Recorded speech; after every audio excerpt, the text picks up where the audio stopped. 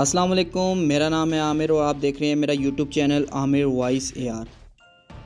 नाजरीन, दोहा पर इसराइली फ़ज़ाई हमला ये कोई आम वाक़या नहीं था, बल्कि मशरिक़ वस्ता की तारीख़ का एक ऐसा लम्हा है जिसने सबको हिला के रख दिया। इसराइल के जदीद तरीन F-35 त्यारे आसमानों पर उड़े, सऊदी और कतरी दिफाई निज़ाम खामोश तमाशाई बने रहे और कतर का दारुल हुकूमत बराह रास्त निशाने पे आ गया। लेकिन कहानी यहाँ ख़त्म नहीं होती, क्योंकि हमास इंटेलिजेंस ने एक ऐसा दाव खेला जिसने मोसाद और CIA की पूरी मनसूबा बंदी को खाक में मिला दिया। आज की इस वीडियो में हम आपको दिखाएंगे कि यह हमला कैसे हुआ, दिफाई निज़ाम क्यों नाकाम रहे और हमास ने किस तरह अपनी क़यादत को बचाकर इसराइल को सबसे बड़ी शिकस्त दी।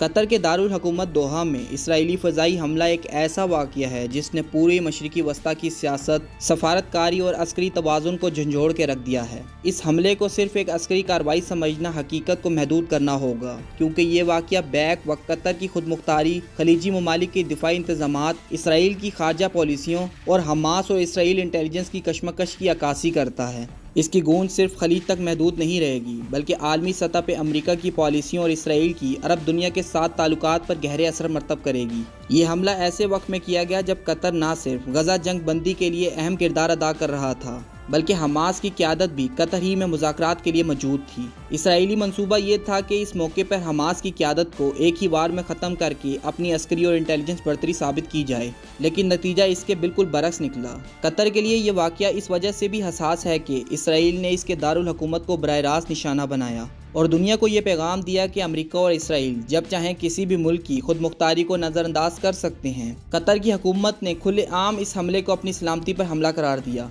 और ये बात खलीजी दुनिया के लिए एक बड़ी सियासी बेदारी का सबब बन सकती है। अस्करी लिहाज से इस हमले का सबसे अहम और हैरान कुन पहलू ये है कि कतर और सऊदी अरब दोनों के पास दुनिया के जदीद तरीन फ़िज़ाई दिफाई निज़ाम निफ्स हैं, जिन पर अरबों डॉलर खर्च किए गए हैं, लेकिन इसके बावजूद इसराइल के F-35 जंगी त्यारे बगैर किसी मज़ामत के अपने मिशन पर कामयाबी से आते हैं और वापस चले जाते हैं। ये सवाल अब शिद्दत से उठाया जा रहा है कि इतनी बड़ी अस्करी सरमायाकारी के बावजूद ये दिफाई निज़ाम आखिर किस काम के हैं। मुख्तलिफ चेमागोइयाँ इस हवाले से सामने आ रही हैं। कुछ तजियाकार निगारों का मानना है कि ये हमला दरअसल कतर और सऊदी अरब की खामोश रजामंदी से हुआ, इसलिए कोई अलर्ट जारी नहीं हुआ। कुछ के नज़दीक इसराइल ने अपने F-35 त्यारे मुकम्मल तौर पर पैसिव मोड में रखे ताकि रेडार पर इनका सुराख ही ना लग सके, जबकि अमरीकी एवॉक्स त्यारों ने इन्हें मुसलसल रहनुमाई फराहम की। एक और नज़रिया ये है कि अमरीकी अफवाज ने हमले के वक्त सऊदी और कतरी रेडार सिस्टम पर साइबर हमले किए और इन्हें जाम कर दिया ताकि किसी किस्म की रुकावट पेश ना आए। यह तीनों इम्कानात अरब दुनिया के लिए नहायत शर्मनाक और ख़तरनाक हैं, क्योंकि इनसे वाज़ेह होता है कि खलीजी ममालिक अपनी अस्करी खुद मुख्तारी में मुकम्मल तौर पर मगरिब के रहमो करम पर हैं। इस हमले के बाद अमरीका और कतर के बयानात में शदीद तज़ाद सामने आया।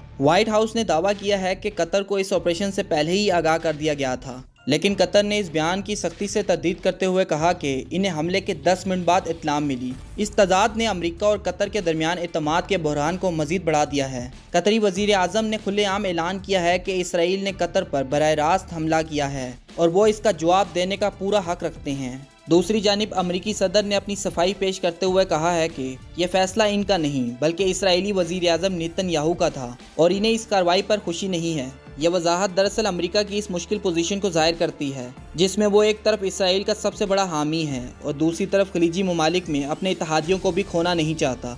सफारती एतबार से यह वाक़या इसराइल के लिए एक खुदकश हमले के मुतरादिफ है।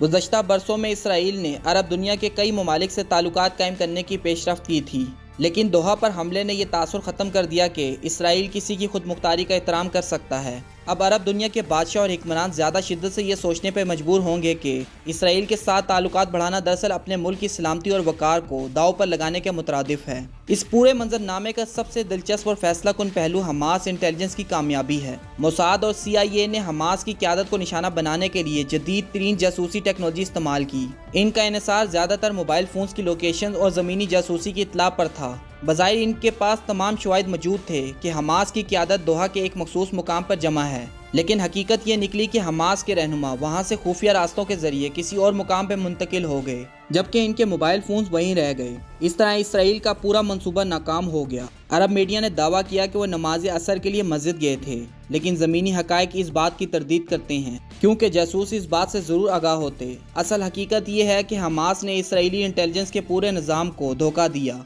और अपनी क़यादत को बचाने में कामयाब रही। ये नाकामी इसराइल के लिए एक ज़बरदस्त धचका है اور حماس کے لیے ایک بڑی فتح۔ اس سے نہ صرف حماس کے حوصلے بلند ہوں گے بلکہ دنیا بھر میں اس کی مقبولیت اور ساکھ میں بھی اضافہ ہوگا۔ اسرائیل کی یہ ناکامی اس بار پھر اس بات کا ثبوت ہے کہ فلسطینی مزاحمت صرف عسکری محاذ پر نہیں بلکہ انٹیلیجنس اور حکمت عملی کے میدان میں بھی اسرائیل کے لیے ایک کڑا امتحان ہے۔ حماس کی یہ کامیابی مستقبل میں فلسطینی عوام کے جذبے مزاحمت کو مزید تقویت دے گی اور اسرائیل کے لیے ایک ناقابل تسخیر چیلنج ثابت ہوگی۔ یہ پورا واقعہ ایک ایسی حقیقت کو بے نقاب کرتا ہے جسے خلیجی بادشاہتیں برسوں سے چھپاتی آ رہی ہیں۔ امریکہ اور اسرائیل جب چاہیں ان کی سلامتی، خود مختاری اور حتیٰ کہ ان کی شاہی خاندانوں کو براہ راست خطرے میں ڈال سکتے ہیں۔ اب یہ خلیجی دنیا پر ہے کہ وہ کب تک مغربی طاقتوں پر اندھا اعتماد کرتی ہے اور کب اپنی پالیسیوں پر نظر ثانی کرتی ہے۔ اگر آپ کو ہماری یہ ڈاکومنٹری اچھی لگی ہے تو ہمارے چینل کو لائک، شیئر اور سبسکرائب ضرور کیجیے گا اور بیل آئیکن کو دبانا نہ بھولیے گا۔ پاکستان زندہ باد، پاک فوج پائندہ باد۔